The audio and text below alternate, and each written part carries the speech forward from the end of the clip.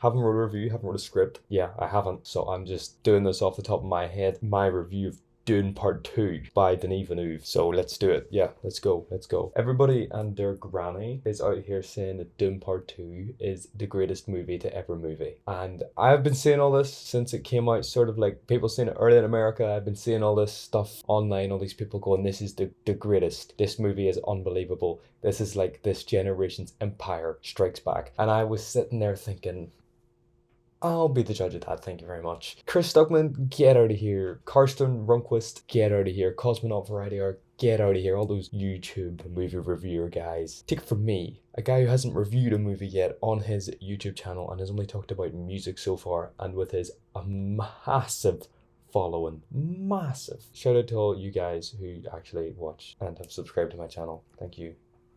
That wasn't meant as an insult towards you. So I went in there. I was like, okay, I'm ready to watch this. I'm ready to see this. I'm ready to see what all the hype is about. Why is everybody loving Dune? Why is everybody glazing this movie? Why is everybody writing this movie Sandworm?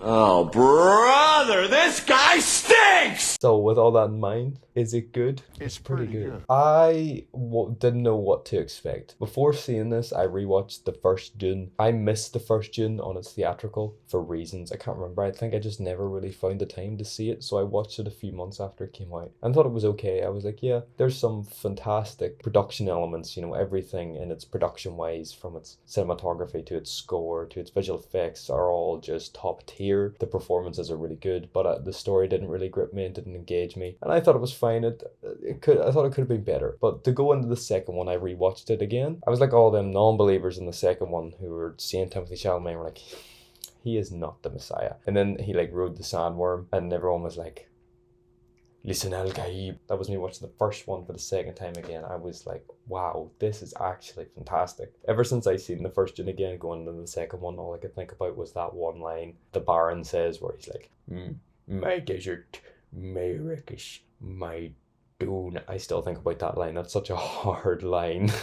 I didn't realize it at the time, but I matured and improved my knowledge of cinema and reflected now on it. And I really, really like the first one immensely. So I was ready. I was ready to see the second one. I'm glad I did watch the first one again, because the second one picks up directly after the end of the first one. So I felt like I had a better understanding. I was like, oh, I thought there'd be like a few months or something. Nah, they just go straight into it, which is cool. I really like that. You really get to immerse yourself in the world because of it. So where do I start with Dune 2? Because it's, wow, if you haven't seen the first one, I would honestly recommend watching the first one just to see the second one and understand the second one. Dune gained a reputation over the years of being unfilmable, mainly because there was like an adaptation in the 60s they tried to do, it didn't work, and then the David Lynch one, which I haven't seen, granted, but people don't really love it, and then the other one came out and people were sort of mixed on it, even though the majority loved it, but there was still a reputation online that it could have been a lot better than what it was. Denis Villeneuve was like, fine,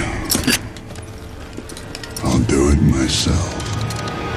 And he did it himself, because this movie is absolutely immense in nearly every aspect. I don't know where to start. I'm going to start with the performances, actually. I think that's a good basis for me to start this. Everybody in this film is fantastic. People have been praising the cast of this. It's like the next generation of A-listers. And part of me kind of has to agree in that way, because everybody here is unbelievable. Timothée Chalamet truly commands this. Honestly, people were worried he couldn't really give that sort of huge Messiah performance, but he does here, and he delivers exceptionally. He really carries this film and its dramatic tension at points. Zendaya offers a great rebuttal to his character as well. She is also very, very good here. I really, really like Austin Butler. I didn't recognize Austin Butler's game. I liked him in Elvis, but here he's just something different entirely. He completely transforms into that character. Fade Rotha, I think it's his name is. I can't remember the pronunciation exactly, but he is just so terrifying, and he really makes the most of his screen time, despite the fact that he's only in it for like 15 minutes really in total, but he's so effective in it, so effective, and he doesn't turn up like halfway through the movie, but he sticks with you. Rebecca Ferguson is fantastic as well as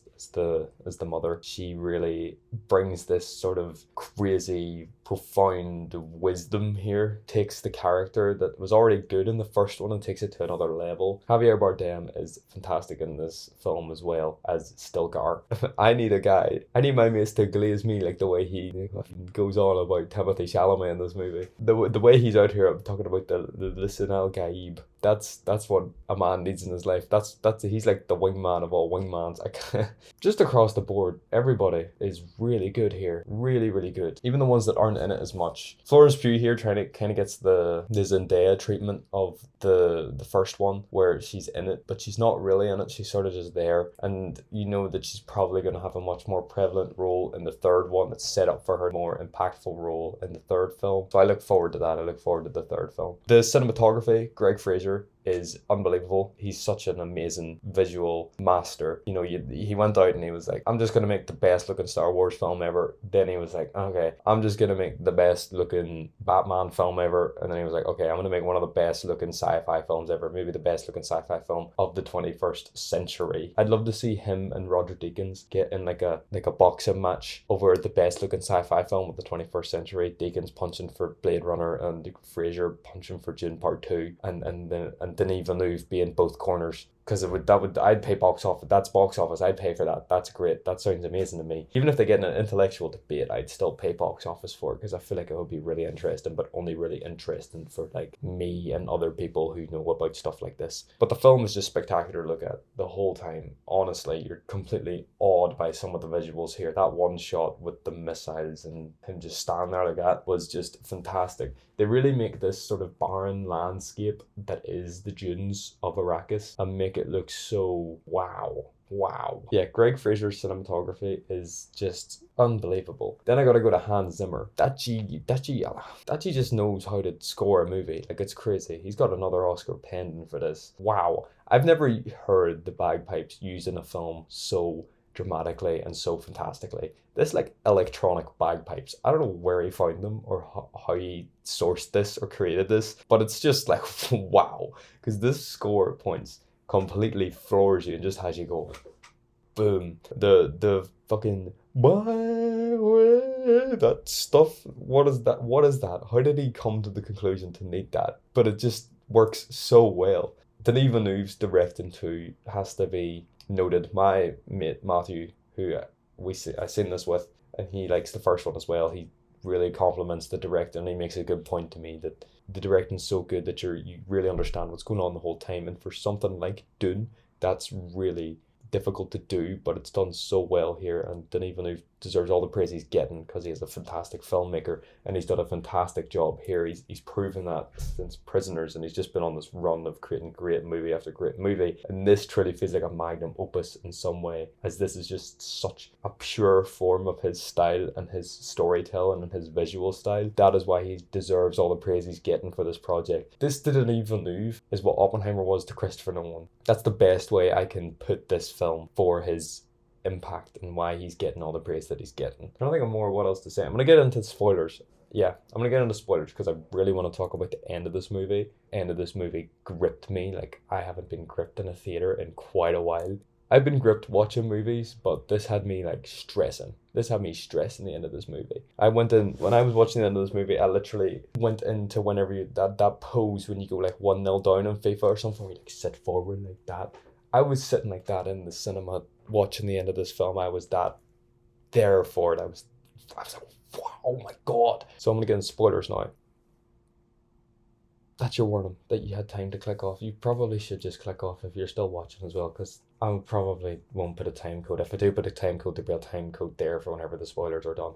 End of this movie is crazy. They launch these missiles and then ride these sandworms. It's hilarious because it's set up at this big battle, but the Fremen just absolutely wipe the floor with the Emperor's Legion. Emperor flies into the planet. He's like, right, I'm gonna scrap Mabdi and I'm gonna win the planet. It's Paul Atreides. He can't be avoided. I need to just, and they just wipe the floor with them unbelievably. And you're like, wow. And it does a really good job of making you realize that Timothée Chalamet's character Paul Atreides is like the dog. He is the shit.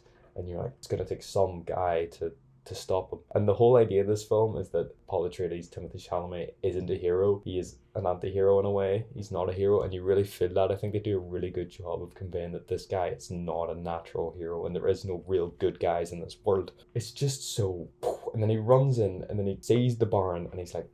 Just kills the Baron, and then he kidnaps the rest of his prisoners and then takes them to this other area, and all the other important houses arrive, and he's like, tell them that I will launch nukes at them if they attack us, I'll launch the nukes at them. And they were like, okay. So he sends that message, and he goes to the Emperor. He's like, you killed my dad, you will fight me or die. Fight me or die right now. This is your choice. But then he's also, I forgot to say this, I thought this was hilarious. He turns around to Zendaya and is like, I love you, you're great. And then he turns around and sees Florence Pugh and is like, yo, your daughter's kind of bad, I'll marry her.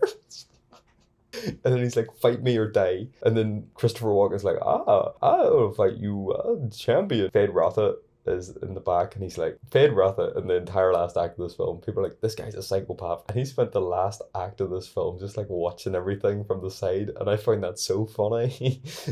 Nobody acknowledges him until he's like, I'll be your champion. But there's a great shot when Timothée Chalamet rocks up to kill the Baron, and you see him walking, and then they cut to Fade Ratha, and Austin Butler gives off this like devious smile, and I was like, damn, that's just such a nice note that they added in there. I really enjoyed that addition. So he fights Fade Ratha. They're like, thy chip, thy blade, my blade, what is it, my blade shatter or something, I don't know the phrase, but they do that thing, and then Fade Ratha does it back, and then they have this really intense knife fight. And I really like the knife fight because there's no other added sound effect, there's no music or anything, it's just completely focused on them, and it makes their hits and their impacts and their swings of their knives that much more impactful, and really adds to this tension as there's this silence that just grips you until the blow. And then Timothée Chalamet gets stabbed, and I was like, and then he gets stabbed again, but then he's like, nah, and then he just stabs Fade Ratha in like this other area, and Fade, he's like, oh, you fought well, Atreides, harkening back to like one of his earlier lines in the film, and then he dies. And then Timothée Chalamet's like, kiss the ring, and then he kisses the ring, and then he starts the Holy War, which is one of the reasons he's not the hero, because he starts this war that he knows will kill billions. But I've seen people online say it's the golden path, and he's doing it because his sister's like, you have to do this. Shout out to Anya Taylor-Joy, probably got a big ass paycheck for this movie, turned up for one shot. Go her. When I seen her, I was like, oh, that's Anya Taylor-Joy, I like her. I don't know if she'll have a bigger role in the third one, because she's currently a fetus, so I don't know. I'm not reading into it. Let's do a time jump. I haven't read the books, so I don't know. Also, I really liked the plot twist. Atreides and Jessica were actually Harkins. That was great. I wasn't expecting that at all. That was a great plot twist. So yeah, that's Dune Part 2. This film sent people into like a frenzy online. All the film bros and Letterboxd are going crazy right now because of it's now like 6th in like the highest reviewed movies of all time. So there's that. Fantastic movie. Really, really, really good. It is one of the best sci-fi films of the century. No denying it. Possibly the best. It's such a achievement of a film, and I really recommend going to see it if you liked the first one. And if you're a bit on the first one, I'd recommend watching it again to see this one, because this one's just immense. Check out my Letterboxd. That's my review of Dune Part 2. That's that. Thanks for watching. Subscribe to the channel. See you when I see you. Boom.